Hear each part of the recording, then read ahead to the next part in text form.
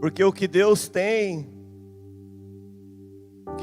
é a família, mas o que o diabo odeia é a família. Porque a família expressa o amor de Deus. E se tem uma coisa que o diabo é furioso é contra a família. Então essa é uma palavra que a gente sabe que está mexendo com o mundo das trevas. Mas a presença do Espírito de Deus está aqui.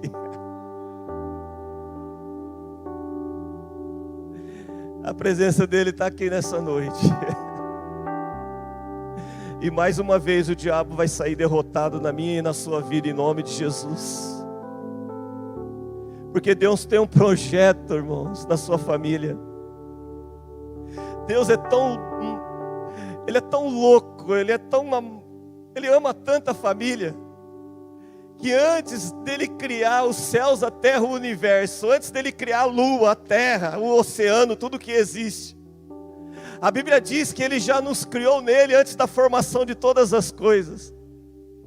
E quando Ele já nos formou nele, Ele já via quem ia ser o meu pai, a minha mãe, já sabia quem ia ser meu filho, meu neto, meu tataraneto, porque Deus é perdidamente apaixonado pela família, porque Ele me ama e Ele ama você. Aleluia. 1 Samuel capítulo 21. Todos encontraram? Diz assim: então veio Davi a Nobe, ao sacerdote Aimeleque. E Aimeleque, tremendo, saiu ao encontro de Davi e disse-lhe: por que vens só e ninguém contigo? E disse Davi ao sacerdote Aimeleque: o rei me encomendou um negócio e me disse: ninguém saiba deste negócio, pelo qual te enviei e qual te ordenei. Quanto aos moços, apontei-lhe tal e tal lugar. Agora, pois, que tens as mãos, dá-me 5 pães na minha mão, ou o que se achar. E respondendo o sacerdote a Davi, disse-lhe: não tenho pão comum à mão, há porém pão sagrado. Se ao menos os moços se abstiverem das mulheres. E respondeu Davi ao sacerdote e disse-lhe: as mulheres, na verdade, se nós vedaram desde ontem e anteontem, quando eu saí. Os vasos dos moços eram santos, e de algum modo é pão comum, sendo que hoje santifica-se outro no vaso. Então o sacerdote lhe deu o pão sagrado, porquanto não havia ali outro pão, senão os pães da preposição, que se tiraram de diante do Senhor, para se pôr ali pão quente no dia em que aquele se tirasse. Estava, porém, ali naquele dia um moço dos criados de Saul, detido perante o Senhor, e era o seu nome Doeg, Edomeu, o mais poderoso dos pastores de Saul. E disse Davi a Aimeleque: não tens aqui a mão, lança ou espada alguma? Porque não trouxe a mão, nem a minha espada, nem as minhas armas, porque o negócio do rei era apressado. E disse o sacerdote: a espada de Golias, o filisteu, a quem tu feriste no vale do Carvalho, eis que está aqui, envolta num pano de trás do éfode. Se tu a queres tomar, toma, porque nenhuma outra há aqui, senão aquela. E disse Davi: não há outra semelhante, dá-me esta. Amém, queridos? Glória a Deus. Deixa eu dizer uma coisa. Eu quero falar rapidamente de uma semana para cá. Domingo passado nós encerramos um retiro de mulheres, mais de 100 mulheres reunidas, né, mulheres? E foi tremendo esse retiro, porque a escola de Esther é uma escola que dura 4 meses e está quase acabando. Pena, né, mulheres? Novembro acaba a escola de Esther. E é uma escola onde trabalha muito no caráter das mulheres, mas vai ter a nossa também, homens, pode se preparar. E no domingo acabou a escola de Esther. Ficamos muito felizes porque as coisas que Deus realizou, os testemunhos que nós temos ouvido, do que as mulheres receberam lá nos 3 dias de retiro, foram tremendamente impactados. Viemos para o culto e o pastor Jefferson estava aqui, a pastora Fernanda, lá de Joinville. Foi tremendo o culto domingo à noite. Quem estava aqui domingo à noite? Quase todo mundo. Foi tremendo o que Deus fez aqui, foi algo maravilhoso da parte do Senhor. Mas acabando o culto, eu perguntei qual foi o resultado da eleição. E quando falaram para mim, encerrou a votação. E quando passou a porcentagem de votos, abateu uma tristeza muito grande no meu coração. Não porque um estava em primeiro lugar, outro porque outro estava em segundo, mas abateu uma tristeza no meu coração, porque tudo fala, irmãos, tudo fala. No ambiente profético, tudo fala. E a leitura profética que eu fiz foi de uma nação dividida. A leitura profética que eu fiz é que a nossa nação brasileira, ela está dividida, e se a nação está dividida, as casas estão divididas. Os jovens estão divididos. Os estados da nossa nação estão divididos. E Jesus, ele foi muito claro que um reino dividido não prospera. E a grande preocupação é sobre a divisão que espiritualmente a nossa nação está vivendo. E algo aconteceu no domingo mesmo e no decorrer do começo da semana. Eu fui procurado por 2 casais que falaram que estavam divorciando.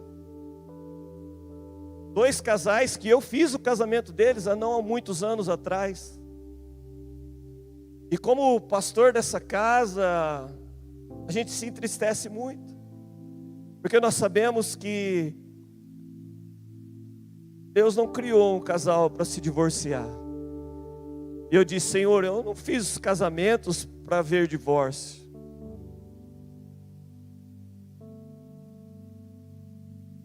Algumas situações no começo da semana de divisões entre irmãos, onde alguns irmãos, até parentes, criando divisões, onde na verdade cada um poderia ceder um pouco, abençoar a vida do outro, porque a gente não pode querer tudo para nós, a gente não pode querer as coisas tudo da nossa maneira, mas algumas divisões entre próprios irmãos. Eu disse: Senhor, só está mostrando como que tem um espírito de divisão que está querendo tomar conta, não só da nação, mas quer tomar conta da igreja de Cristo também. E não foi muito diferente que na quarta-feira eu tinha a incumbência de estar pregando para as mulheres aqui na escola de Esther. Mas na quarta-feira de madrugada, às 4 horas da manhã, eu acordei e precisei sair correndo porque me deu uma diarreia muito grande. E depois da diarreia, não veio só a diarreia, veio vômitos. E eu vivi uma quarta-feira de diarreia e vômitos que eu nunca tinha vivido em 58 anos na minha vida. Era assustador. Chegou um ponto que a pastora ficou assustada, me colocou no carro, me levou para Itu, me levou para o hospital. Entraram com soro, encheram de remédio, e eu voltei dormindo para casa. E dormi até na quinta-feira de manhã e acordei bem melhor. Num ambiente profético tudo fala, irmãos. Você pode dizer para a pessoa que está do seu lado: tudo fala, irmãos. Tudo fala, Tiago. Vou procurar não falar muito para você falar para o seu irmão, né? A pastora agradece. Eu acordei na quinta-feira de manhã e um profeta está entrando em casa sem avisar. E ele chegou lá Eu vim fazer uma entrega aqui na rua da sua casa. E eu vim aqui. E a minha esposa falou para eu não vir. Porque tinha que deixar o pastor dormir. Mas eu falei para ela que eu não ia garantir nada, irmãos. Porque quem anda no profético, irmãos, não sabe o que vai acontecer. Quem anda no mover de Deus, irmãos, Jesus ensinou que aquele que é movido pelo Espírito, ele não sabe o que vai acontecer. E nós estamos no ambiente profético. Nós não sabemos o que vai acontecer, mas nós sabemos de uma coisa: que o Espírito de Deus está aqui, e Ele está na minha e na sua vida. Ele entrou na sala da minha casa. Eu vim aqui orar pelo pastor. E ele olhou para mim, e é o profeta irmão Luiz, o varão. Ele não deu nem um glória a Deus hoje para estremecer a parede aqui. Aleluia. E ele olhou assim na minha cara e disse assim: pastor, o que o senhor está vivendo é uma purificação. Deus está limpando aquilo que não está bem, aquilo que está sujo. Deus está limpando. Eu quero profetizar aquilo que eu recebi na minha vida, irmãos. Deus está limpando a sua vida. Deus está limpando a sua vida. Deus está limpando a nossa nação. Deus está limpando a igreja. Deus está limpando a nossa casa. Ele orou por mim e foi embora. Viemos quinta-feira para o culto, e de quinta para sexta eu acordei de madrugada e falei: Senhor, amanhã é o casamento.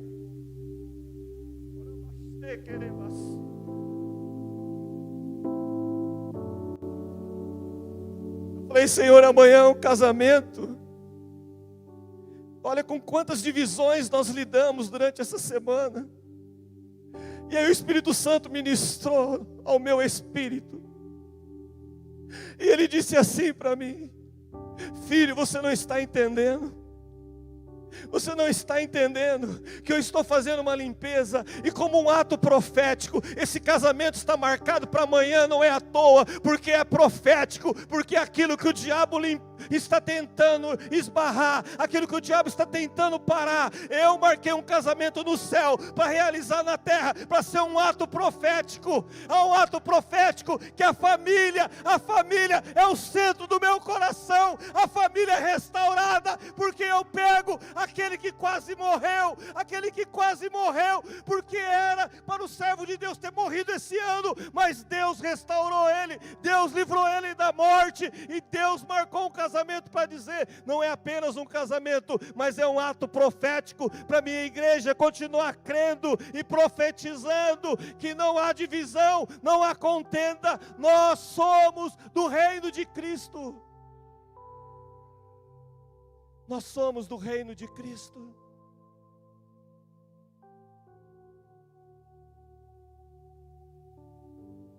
Nós somos do reino de Cristo. O Senhor Jesus disse em Mateus 7, 26, 27. Mateus 7, 26, 27. Ele disse assim: aquele que ouve as minhas palavras e não as cumpre, compará-lo-ei a um homem insensato que edificou a sua casa sobre a areia, e desceu a chuva, e correram os rios, e assopraram os ventos, e combateram aquela casa, e a casa caiu, e foi grande a sua queda. Jesus estava dizendo de um homem insensato, que construiu a casa sobre a areia, construiu ela sem os fundamentos de Jesus, que é a nossa pedra, que é a nossa rocha. E nós temos que entender que a palavra de Deus, a Bíblia, quando nós lemos casa, a nossa linguagem, nossa língua portuguesa, ela é meia fraca comparado com as outras colocações que a Bíblia tem. Mas quando a Bíblia nos fala sobre casa, é muito mais do que casa. A Bíblia está falando de lar. Porque casa é um lugar onde a gente vai tomar banho, onde a gente vai dormir, onde a gente usa o banheiro, onde a gente faz as refeições. Mas lar não é assim. O lar é o lugar onde os membros da família, eles anseiam por estar lá. Porque quando nós não temos uma casa, mas nós temos um lar, nós não vemos a hora de voltar para o nosso lar. Nós não vemos a hora onde nós nos reunimos, porque num lar, um ajuda o outro no lar. Quando um está triste, o outro pega na mão dele.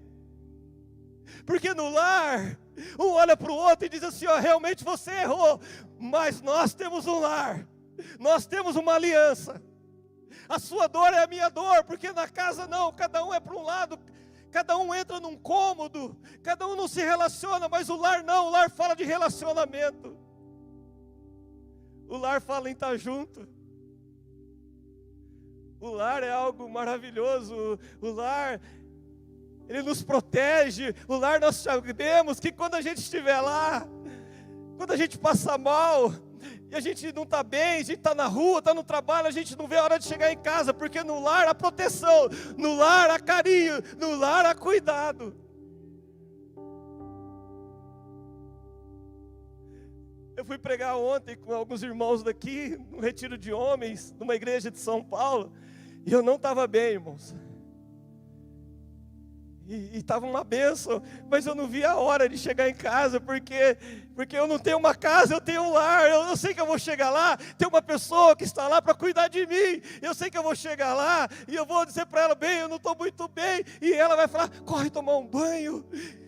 Você precisa descansar, não vai ter um julgamento. O que você estava fazendo, o que você comeu, o que você deixou. Não, no lar a gente é cuidado, a gente é protegido, a gente se sente amparado.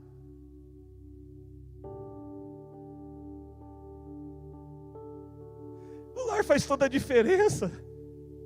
A gente quer tanto ter uma casa própria, e eu profetizo, você vai ter a sua casa própria, não se preocupe.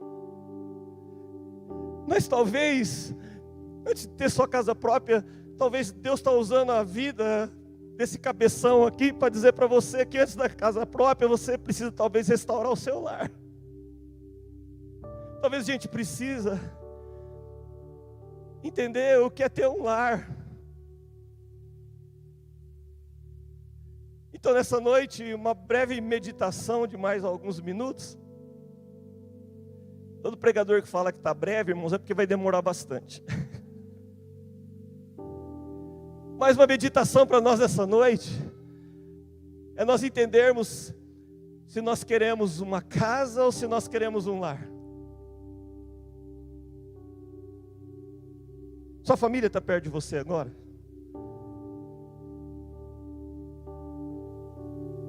Vou dar aí 20 segundinhos para você. Faz uma reunião familiar aí de pergunta. O que nós vamos construir, uma casa ou um lar?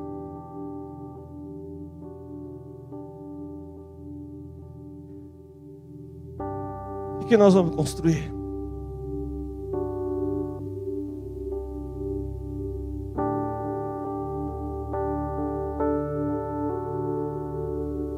Eu sinto a presença de Deus nesse lugar, irmãos. Aonde o cheiroso está, irmãos, o perfume dele derrama sobre as nossas vidas. Aleluia. Ei, mulherada, vocês não sabem como os homens são chorão, mano. Vocês não sabem como os homens são manhosos, irmão. E essa semana eu tô manhoso. Estou cheio de carinho, cheio de mimos.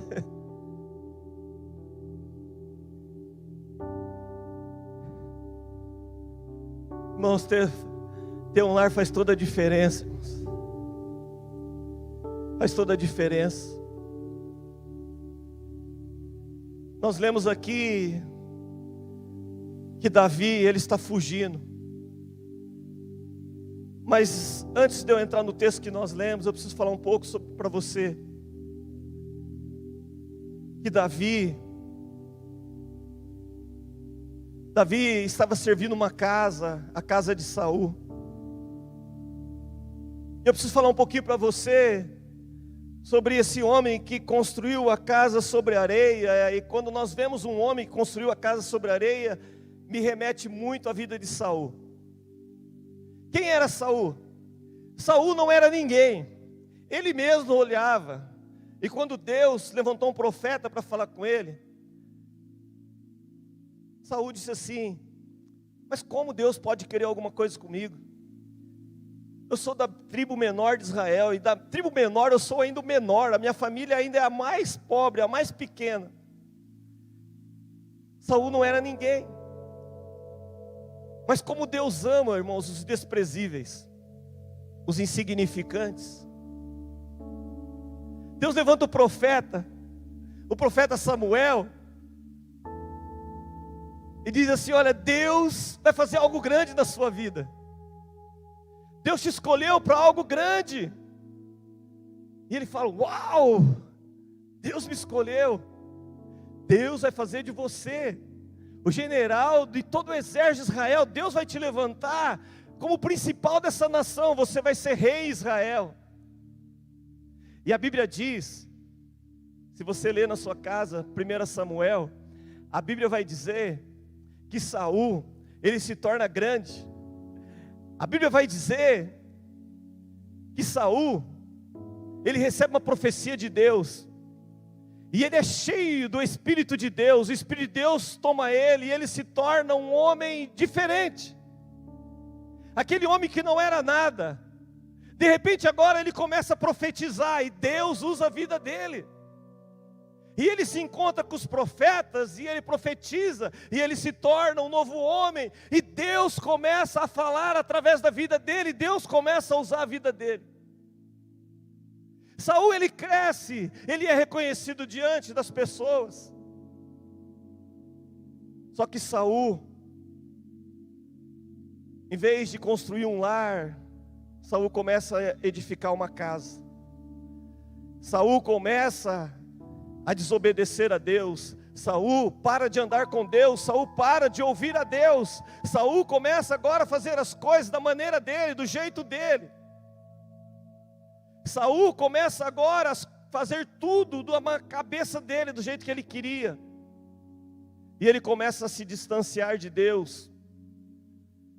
A Bíblia vai nos dizer que Saul, ele se torna um homem violento, um homem irritado, um homem que briga agora com seus filhos, que briga com as suas esposas, que começa a arrumar concubinas. A Bíblia vai dizer que Saul começa a cada dia a construir a casa sobre a areia, e ele vai se distanciando de Deus. A Bíblia diz que Saul chega a um ponto que ele fica tão perturbado que tem que chamar alguém para tocar um instrumento para ver se acalmava o coração dele, porque ele se tornou uma pessoa irreconhecível.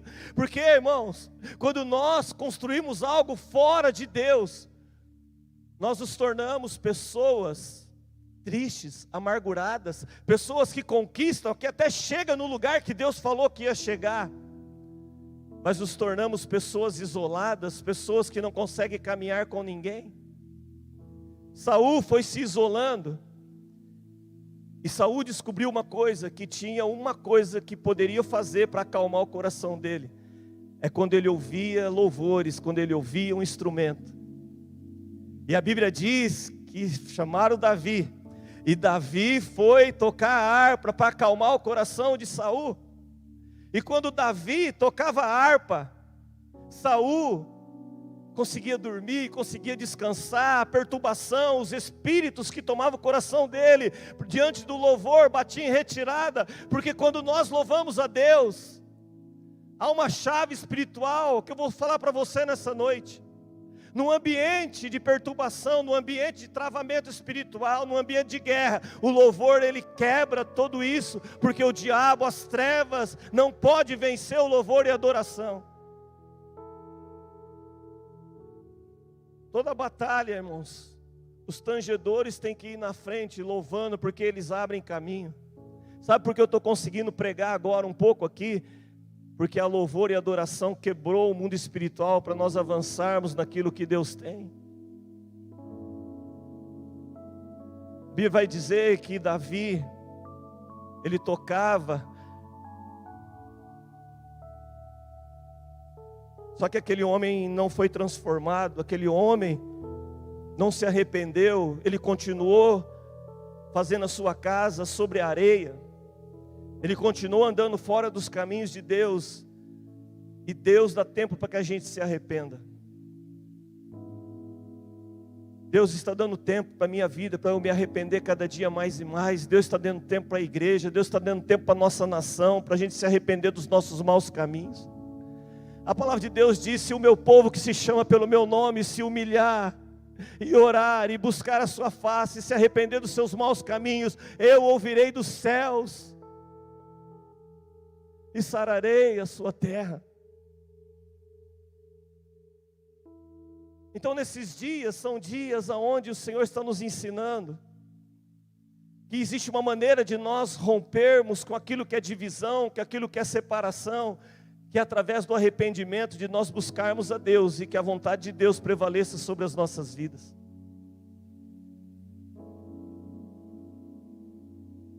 Mas como não existe união entre luz e trevas, Saul agora quer matar Davi, Saul começa a perseguir Davi. Saul, quando Davi estava sentado à mesa, Saul lançou lança, jogou lança para matar Davi, e Deus livrou Davi da morte, não uma vez.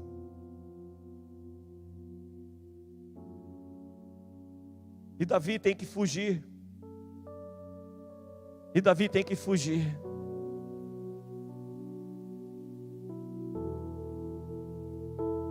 Muitos filhos fogem das nossas casas, porque nós agimos como Saul.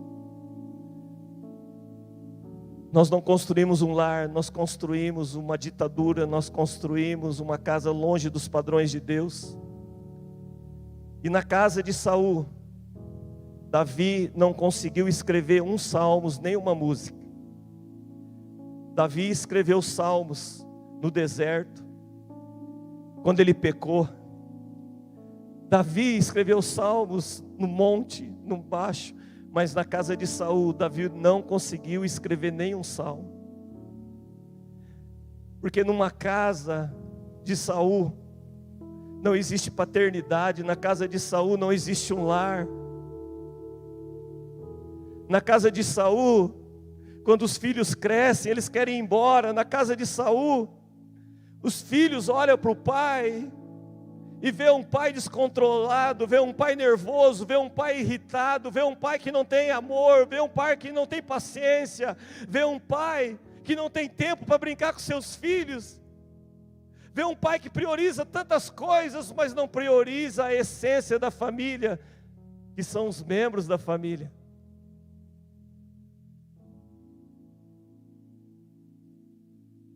E você que tem filho pequeno, adolescente, eu quero dizer algo para você: construa um lar na sua casa, porque senão seus filhos vão crescer e eles vão querer ir embora. Eles não vão querer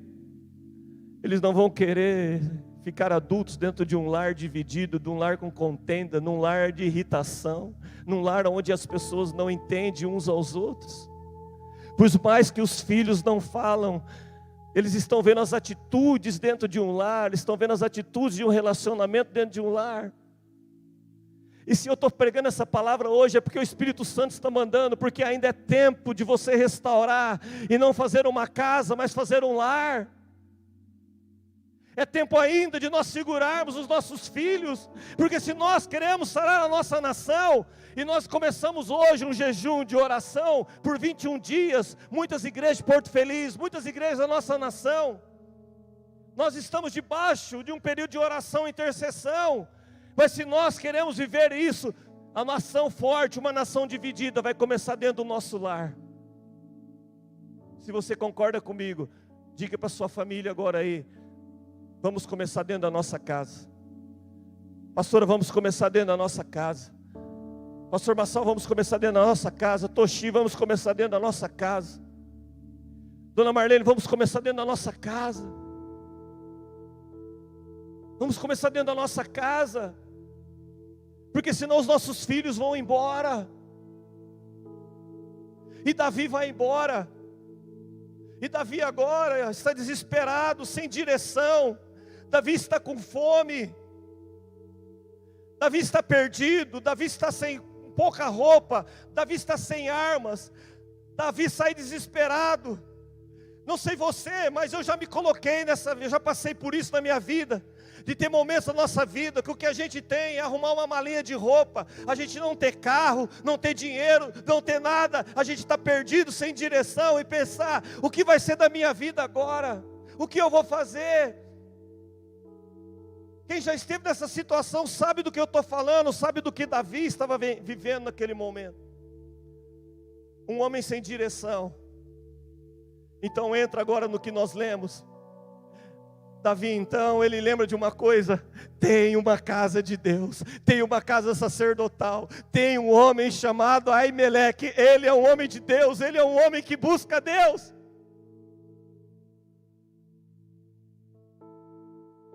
E aí, Jesus fala isso em Mateus 7, 24, 25, que diz assim: todo aquele, pois, que escuta as minhas palavras e as pratica, assemelhá-lo-ei ao homem prudente que edificou a sua casa sobre a rocha, e desceu a chuva, e correram os rios, e sopraram os ventos, e combateram aquela casa, e não caiu, porque estava edificada sobre a rocha.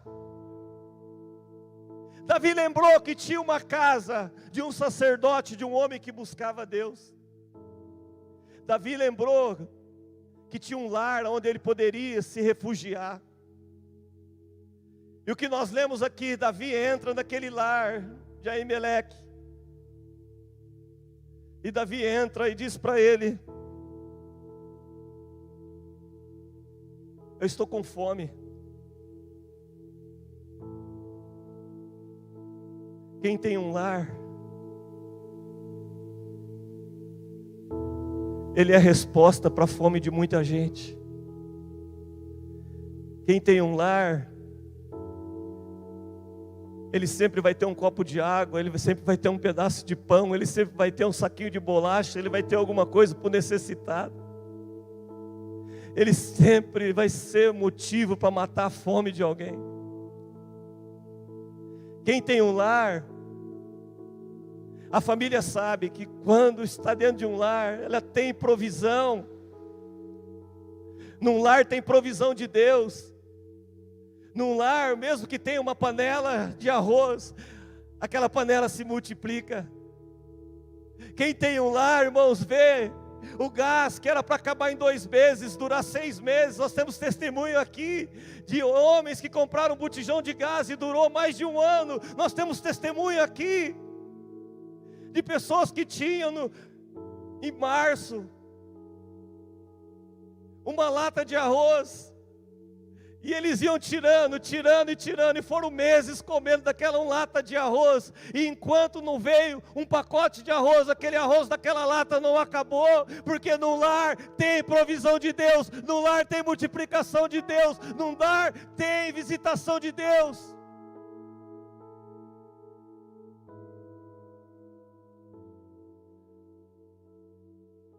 Davi encontra comida, e aquele sacerdote diz assim: olha, esse pão é sagrado, eu não posso dar para você.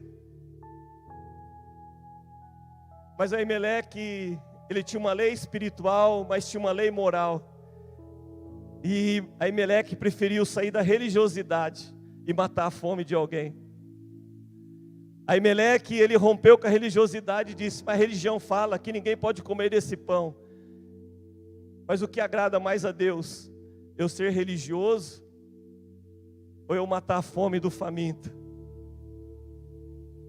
Querido, se prepare, porque Deus está querendo quebrar muita religiosidade minha e sua. Num lar, irmãos, não pode ter religiosidade. Num lar tem que ter um coração comprometido com a verdade de Deus, com o amor ao próximo. Davi recebe o pão, recebe direção, recebe carinho. No lar, a Davi é suprido de tudo isso. E aí agora Davi diz assim: olha, eu estou sem armas para lutar. Acabou a minha esperança, eu não tenho mais nada para lutar por mim. Então Davi diz para ele: você tem alguma arma aí? Você tem alguma espada? E aquele homem lembra: olha, tem sim. Era a espada que você matou Golias, está aqui. Pega essa espada de uma batalha antiga. É sua. Sabe o que Aimeleque estava querendo dizer para ele? Você venceu no passado e você vai vencer de novo. Num lar, as pessoas acreditam uma nas outras e diz: você passou e chegou até aqui, e esse não é o seu fim. As suas guerras antigas vão ser vencidas da mesma maneira, com as mesmas armas, com os mesmos posicionamentos. Não é o fim aquilo que você está vivendo. Num lar nós recebemos armas espirituais para saber de uma coisa: aquele Deus que fez milagre, Ele continuará fazendo milagre na minha e na sua vida. Ei! Ei! Ei!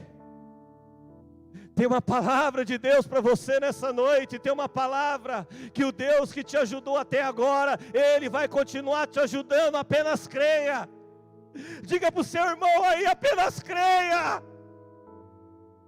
Apenas creia. Apenas creia na sua família. Apenas creia nas pessoas.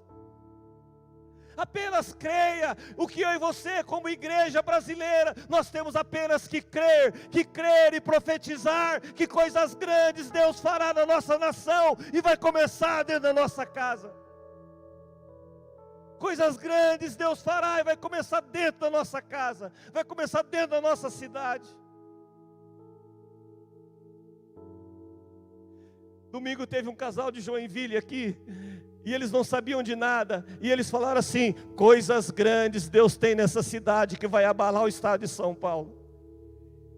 Ontem nós fomos pregar num retiro de homens de uma igreja de São Paulo, uma igreja de mais de 1000 membros. Deus levantou profetas lá e falou a mesma coisa: Porto Feliz é diferenciada, tem algo profético nessa cidade. Deus vai chacoalhar e vai começar por essa cidade. E eu quero profetizar: Deus vai começar, não é na cidade, Deus vai começar dentro da minha casa, dentro da sua casa, dentro da nossa casa. Porque Jesus, Ele disse: eu vou preparar o lugar, e quando eu voltar, eu virei vos buscar, porque na casa do meu Pai há muitas moradas. Muitos anos atrás o Guilherme pregou e trouxe uma revelação e disse: sabe o lugar que Jesus está preparando, irmãos? Sabe qual é a casa?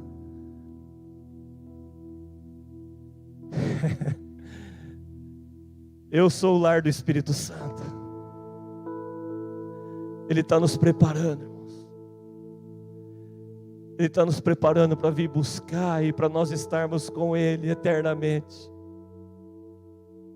A escolha é minha e sua. Se nós queremos construir uma casa ou queremos construir um lar.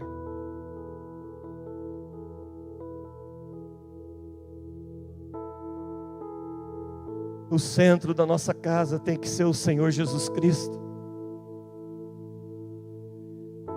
Por isso que o Senhor Jesus nos convida a participar da ceia. Ele diz: quem comer do meu corpo e beber do meu sangue tem parte comigo. Não adianta a gente querer edificar uma casa em autoconhecimento, em tantas coisas. Nós temos que edificar nele a casa, nos padrões dele. Um lar pautado no amor, um lar pautado no entendimento, na graça, na revelação de quem Ele é.